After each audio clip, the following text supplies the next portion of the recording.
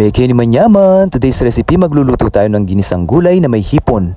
Sa ating kawa magisa na tayo ng mabangong bawang at sibuyas, then ilagay na natin yung ating nalinisan at na-devein na hipon. Season lang natin ng salt to taste and crushed black pepper to taste. Saute at haluin lang natin mga ka-chefy hanggang sa absorb ng ating mga hipon yung ating inilagay na seasoning. Ngayon, hanguin muna natin yung ating mga hipon para hindi ma-overcook.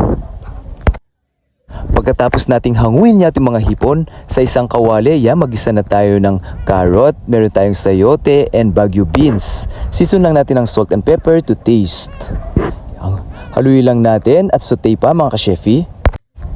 Kapag halfway na at medyo malambot na yung nauna nating ilagay na gulay, sunod nating ilalagay yung ating repolyo. Ayan, saute natin mga ka-chefy. Then ilagay na natin yung ating tubig. Sunod nating ilalagay yung ating Chinese cabbage. Saute pa natin, hataluin mga ka-chefy hanggang sa tuluyang lumambot yung ating mga gulay.